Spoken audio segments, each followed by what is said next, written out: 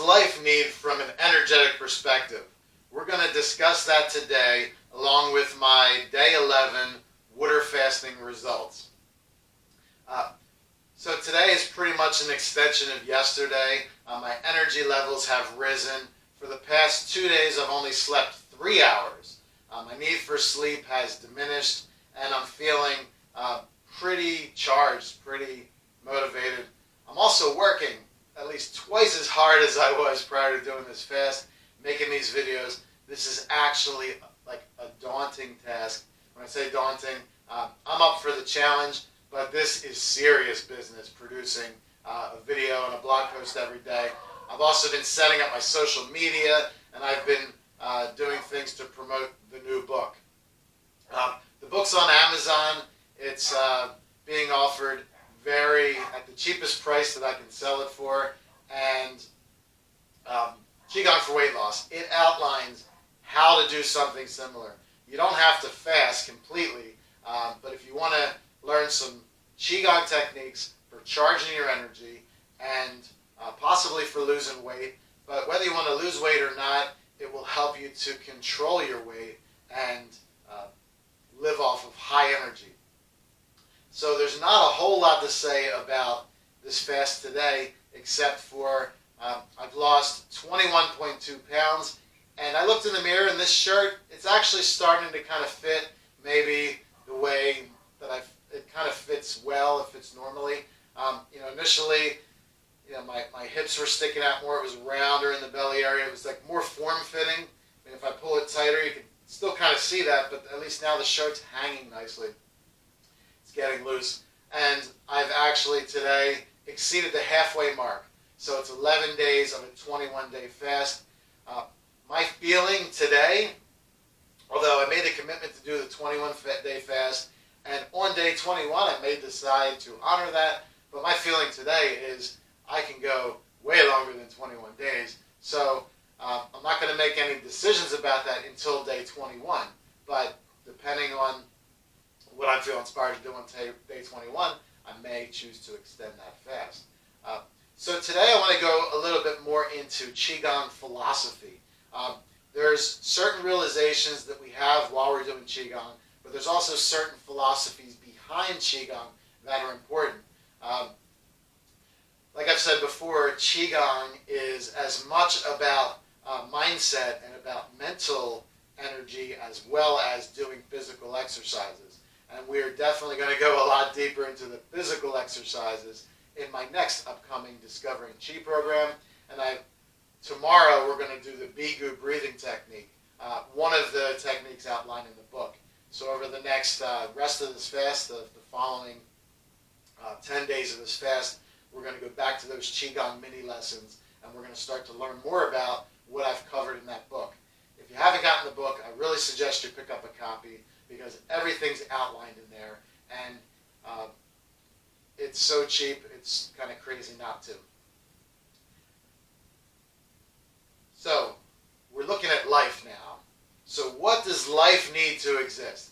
Qigong is all about enhancing and expanding life on many different levels. So living more energetically in our physical body, living more energetically in our emotional body, living more energetically in the spiritual dimension, and there's other levels to existence as well. And having that harmonious connection within ourselves, so all of our systems, cells, organs, muscles, bones, tissues, all of that functioning properly together, and as well as our role in the universe, whether it's on a society level, as functioning as part of a community, functioning as a being in a conscious universe. There's so many dimensions to it. And the practice of Qigong actually helps you to see your place in all of existence and to function at a much higher level with a much more conscious understanding. So looking today, this is just one of the fundamental philosophies of Qigong that's really going to help you to think differently, and this is transformative. And it's a fairly simple idea, but when you contemplate it, it's a very different idea than what we're used to thinking about. So the question here is, what does life need to exist? So when we look at what life needs, and if we look at any level of life, so if we look at the smallest level that we can think about, tiny single-celled organisms, that's, most people would agree that just a small single-celled amoeba or some other kind of bacteria would be the smallest form of life that we know of.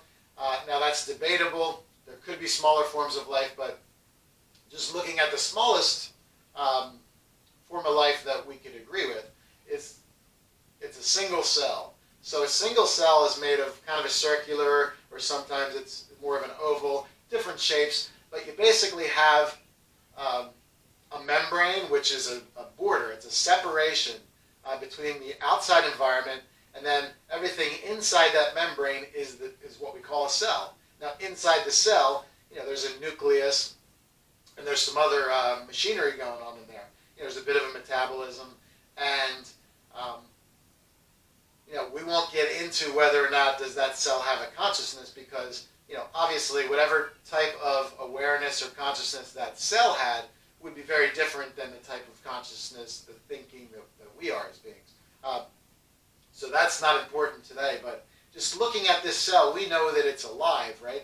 It can go and multiply and make other cells, and it has a response to its environment. So the definition of sort of a basic requirement for life is that whether it's a tiny cell or more complex organisms, humans, anything that's alive, plants, this applies to everything we know of that's alive. The basic requirement for life is that, thinking of it on a cellular level, that this cell needs to exchange energy with its environment. So it needs to take energy in from the environment, but it also gives energy back to the environment.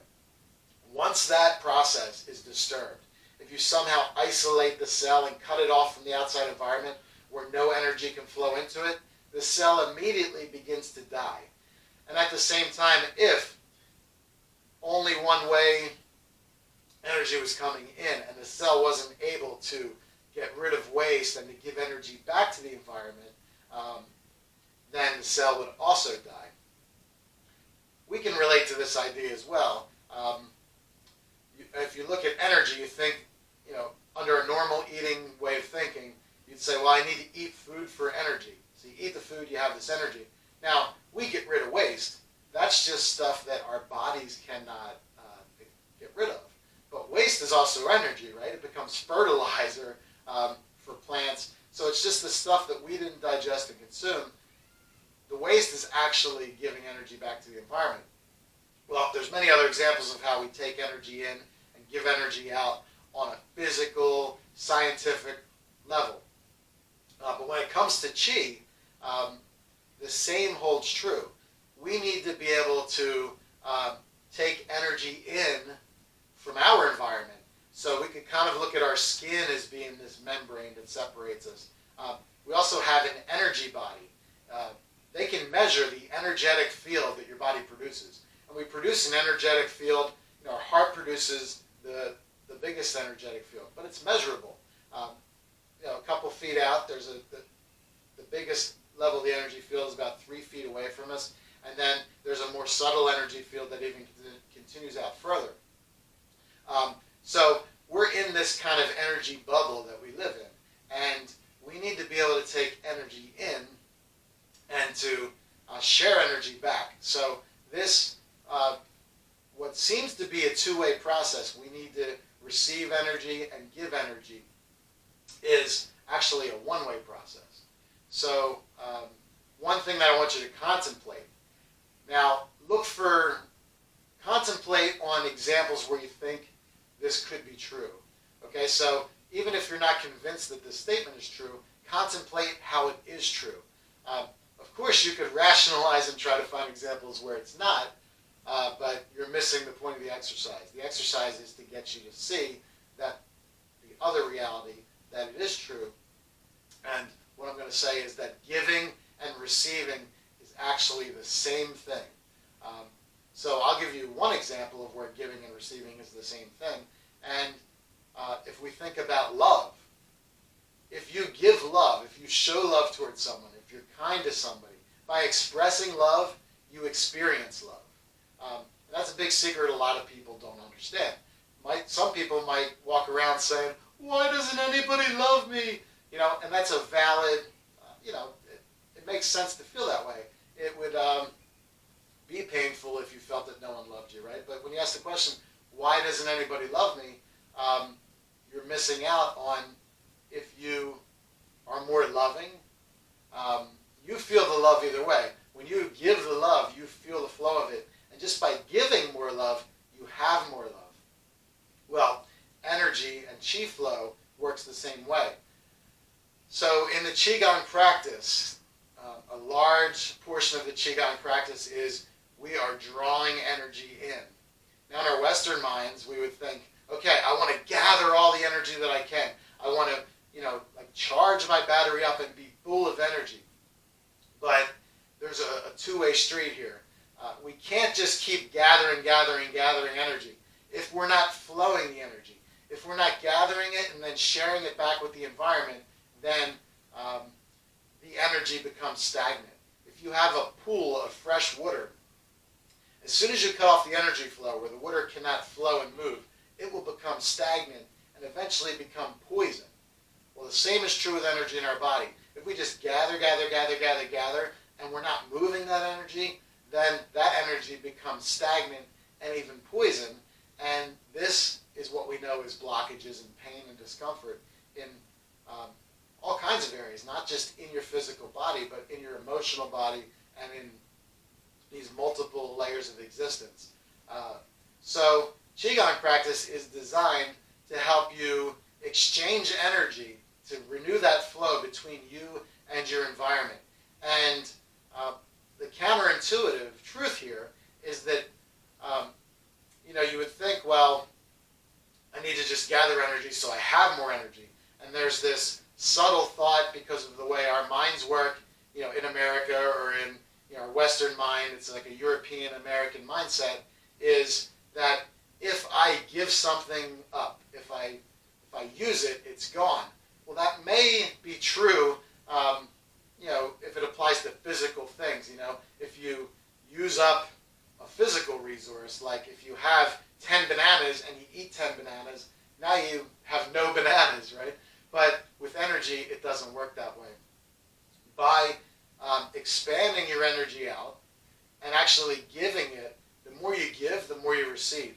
And you can also think about this as another analogy is if you take a pressurized, just imagine we have a 2-liter soda bottle, and imagine we fill it with pressurized air. So the air inside is pushing out on the container.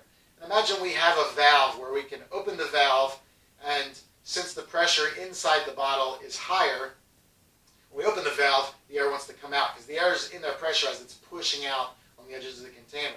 Well, now, if we took that pressurized container of air, we put it underwater, if we open up the valve, the air is going to come out. We already know that. The pressure is pushing out. But what else happens is as the pressure comes out, now there's more room in the container. The air is gone. There's a vacuum, and it actually pulls the water in. So there's an enhanced benefit here. When we give energy, when we expand our energy outward, we're actually creating a vacuum and a pressure that pulls energy in. And Qigong really has this dynamic process of, when you're contracting, when you're pulling in intensely, our natural reaction is after you focus, like if you're pulling in, you're gathering this energy tremendously, and you have this internal pressure pointing inwardly, as soon as you release that and relax, well, it's like a rubber band, it snaps the other way, then it pushes out. And when we push energy out, we have this pressure where it's actually pulling energy in. So my meditation for the day, and this is a Qigong lesson for today, is to think about all of the ways in which giving is receiving, and in which when you expand, you receive. You draw in, you contract.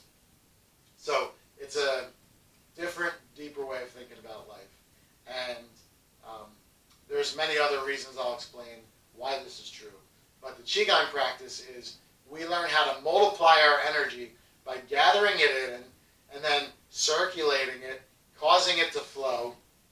And this is where the Qi spiral comes in, the basis of spinning universe Qigong, which is the type of Qigong that we're learning here. As you circulate it, that flow actually creates more energy, and by expanding outwardly, we're sharing energy with our environment, but we're also multiplying it in the process, because in that sharing process, we are actually receiving energy. And in Qigong, you're going to learn to be able to feel both directions. So when you get to a more advanced level, you will see that as you expand outwardly and give energy and share with your environment, in that same instance, as you expand it, you receive more. So you've heard these types of sayings like giving is receiving, love is the only thing that you have more by giving. Well, love isn't the only thing. Energy, this applies to lots of things. So I hope I've given you something cool to think about, but contemplate this and think of instances where you can see that this is true.